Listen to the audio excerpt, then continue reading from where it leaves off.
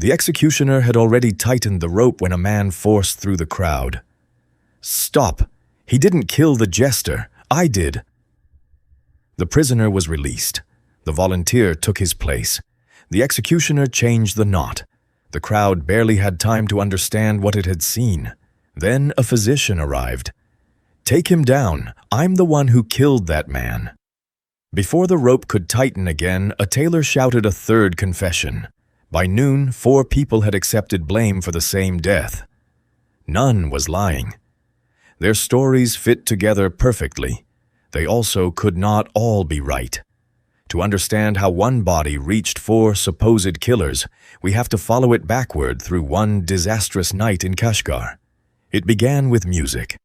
The palace jester sat outside a tailor's shop, tapping a tambourine and inventing verses about every customer who passed.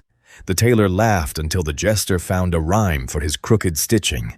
Then he invited the musician home for supper. The jester was more than a joke at court.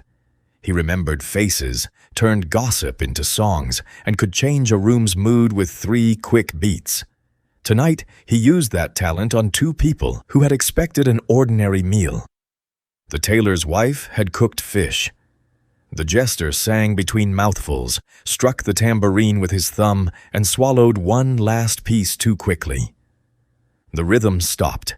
He gripped his throat. The tailor struck his back. His wife searched his mouth. They tried water. They called his name. The jester sagged between them. They could not wake him. They could not feel breath. And fear turned an emergency into a secret. Outside, the nearest windows were dark. The tailor moved toward the door, stopped with his hand on the latch, and looked back at the palace musician on his floor. By the time he lowered his hand, he was no longer deciding how to help. He was deciding where the body could be found. The tailor knew a young physician nearby.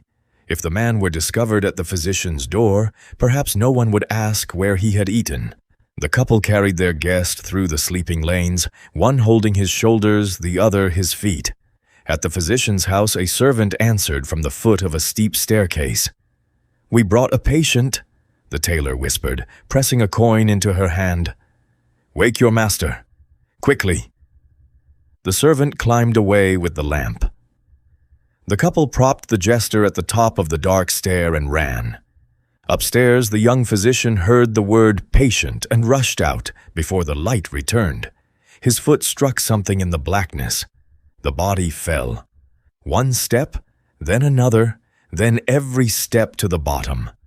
When the lamp arrived, the physician stared down at the motionless man. "I killed him." His wife saw the coin still clenched in the servant's hand. Someone had paid for urgency, left no name, and vanished. The trap was obvious now. It was also too late to prove where the fall had begun.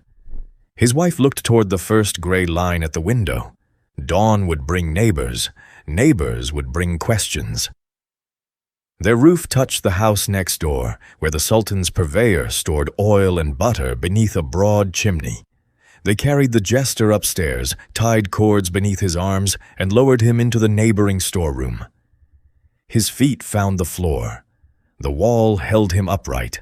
The cords rose out of sight. Minutes later, the purveyor came home with a lantern. He opened the storeroom and saw a human shape standing beside his goods. Something had been stealing food for weeks. He had blamed rats. Now he saw the thief. The lantern showed only a coat, a bent shoulder, and one hand hanging near a jar. It did not show the cords that had just disappeared above the chimney. He raised his staff. 2 shadows crossed the wall. The standing figure collapsed. The purveyor stepped closer. Anger left his face. A living thief would have moved. "What have I done?" Before sunrise, he carried the jester outside and propped him against a closed shop. The tambourine slipped from the coat and landed in the dust. Near dawn, a merchant hurried around the corner and collided with the upright body. He fell. Half awake and startled, he thought someone had attacked him and struck once. The jester fell beside him. A watchman ran toward the noise. He found the merchant with one fist raised over a motionless man. The merchant tried to explain the collision. The watchman looked at the body, the raised fist, and the empty street. It was the kind of scene that seemed to explain itself. Then he saw the tambourine. He knew it belonged to the Sultan's missing jester.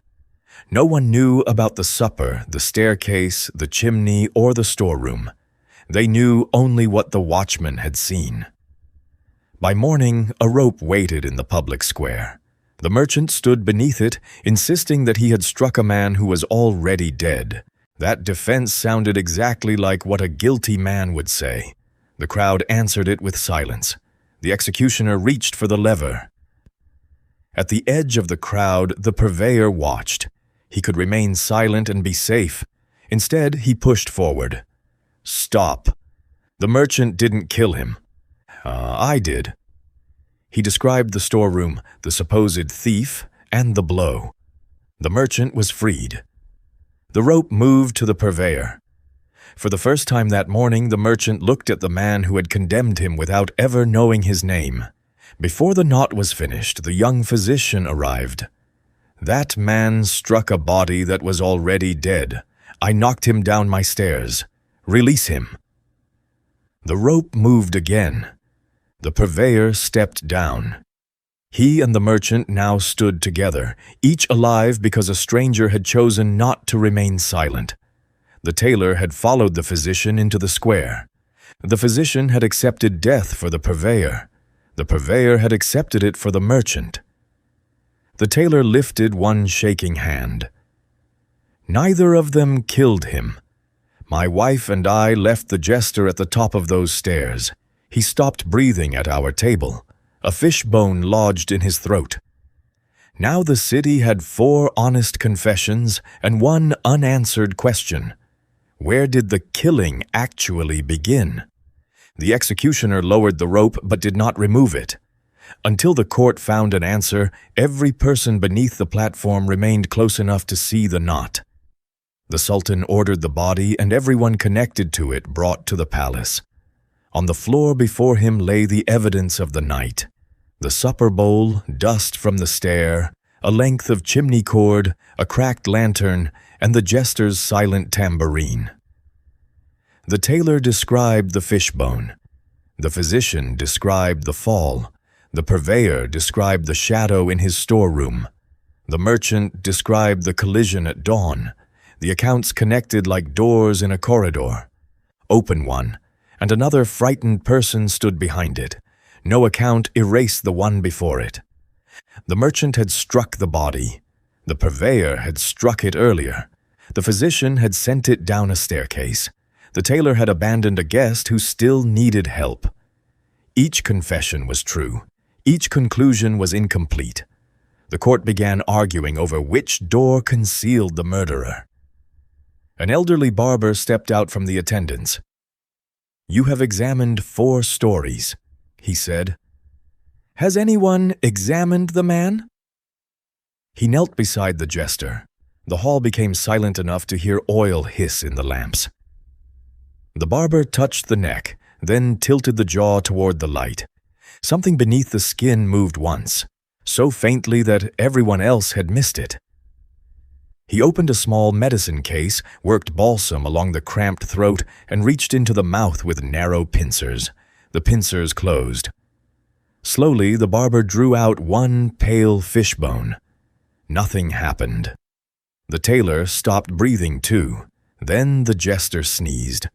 His eyes opened. He sat up, looked at the Sultan, the barber, and 4 people who had each volunteered to die for killing him. The merchant laughed first, not because anything was funny, but because his body had forgotten what else relief sounded like. The physician sat down on the floor. The purveyor covered his face. The tailor simply stared at the bone between the pincers. His hand found the tambourine. The Sultan pardoned the 4 confessors and rewarded the barber. He ordered the impossible case preserved in the palace record. 1 small beat crossed the hall. The sound that had vanished at supper had returned.